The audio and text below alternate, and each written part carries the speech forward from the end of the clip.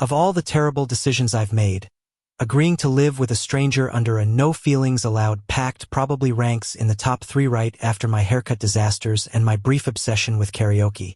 I shoved the cereal box back into the cabinet with unnecessary force and muttered under my breath, "This is going to be a disaster." The first morning in our shared apartment wasn't exactly promising. I had pictured some genteel small talk over coffee, polite smiles, and a smooth transition into roommate life. Instead, I had a kitchen full of chaos, 2 boxes of cereal that looked like they had fought each other overnight, and a guy standing in the doorway with an expression somewhere between amusement and challenge. Alex, my new roommate. The name still felt strange on my tongue. He was tall, effortlessly put together in that way that made every casual piece of clothing look designer, with these sharp brown eyes that seemed to measure me from head to toe.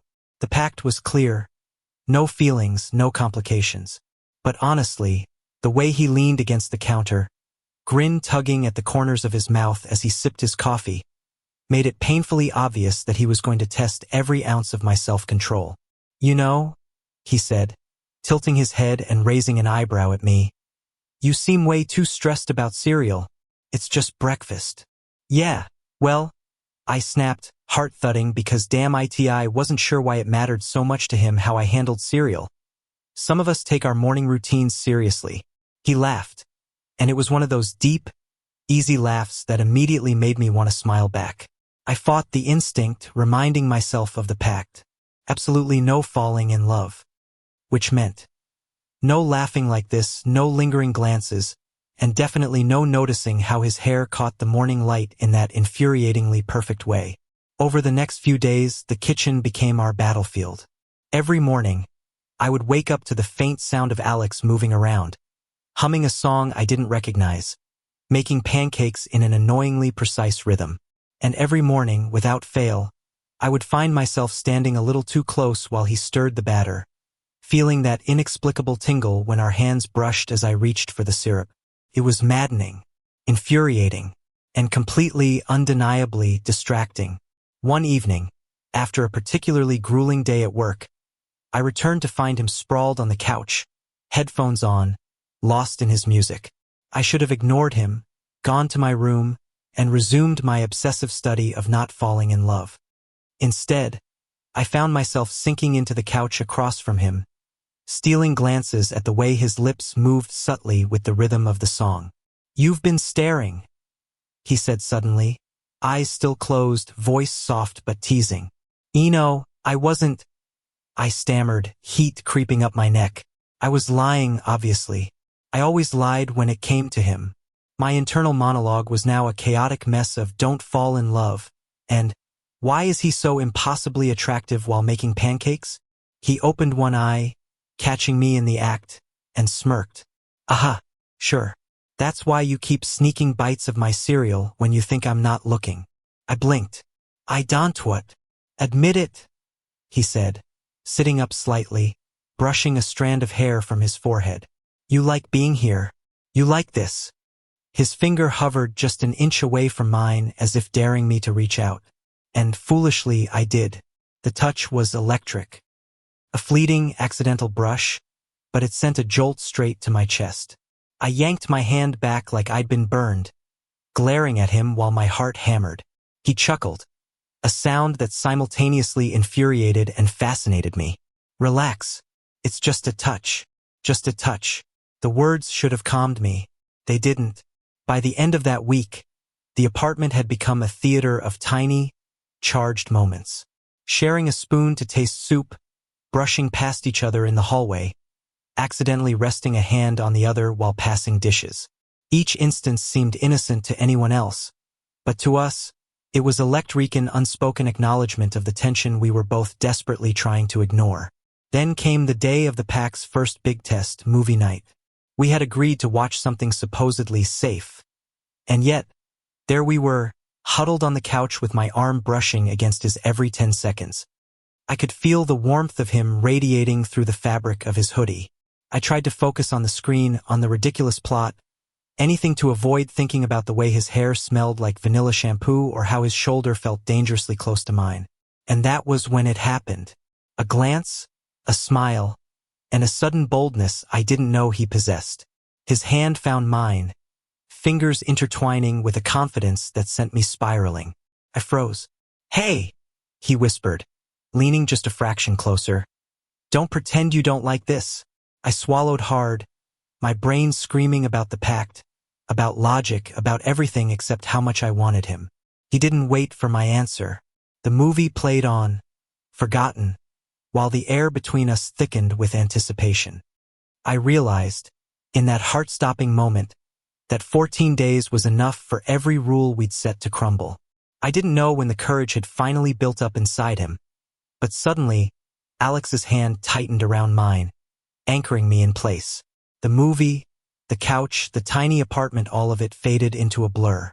His eyes locked onto mine, a mixture of daring, mischief, and something far deeper, far more vulnerable. My heart pounded so loudly I was sure he could hear it. And then he moved. Not a hesitation, not a question, just a simple, deliberate motion as he leaned in closer. I could feel the warmth of his breath, the faint vanilla scent clinging to him. My chest tightened, every nerve ending screaming, and yet somehow I didn't pull away. How could I? After all the tension, all the accidental touches, all the stolen glances and unsaid confessions, this felt inevitable. Our lips met in the kitchen the very next morning. The moment was electric, a spark that flared into something wild yet tender. He was gentle at first, hesitant like he wasn't sure I'd respond, but the instant I leaned into him, the world seemed to melt away. His hand cupped my cheek, thumb brushing lightly across my skin, and I felt a shiver run through me. I had never imagined a kiss could be so intimate, so consuming. When we finally pulled back, breathless and flushed, we stared at each other, smiles tugging at our lips despite the lingering shock of what had just happened. "I told you," he murmured, eyes twinkling. "Pacts are meant to be broken." I laughed, a breathy, unrestrained sound, and shook my head. 14 days, I whispered. "Just 14 days. He smirked, pressing his forehead against mine. "And here I thought you'd never let me win." From that morning, everything shifted. The apartment no longer felt like a neutral space. It was ours, filled with subtle touches, quiet laughter, and shared glances that spoke louder than words. We cooked together, bickered over the silliest things, and reveled in the simplicity of being close. Even doing laundry became a private joke, an excuse for teasing, for accidental brushes of hands, for the slow building of trust and intimacy. Our conversations deepened too. Late-night talks about dreams, regrets, fears, and the absurdities of life in America's bustling cities became routine. I discovered how fiercely protective he was, how deeply he cared about the people he loved. He learned that behind my sarcastic humor and stubbornness was a quiet need for stability, for someone who could see me for all my flaws and still stay. Love, we realized, wasn't about grand gestures or sweeping declarations.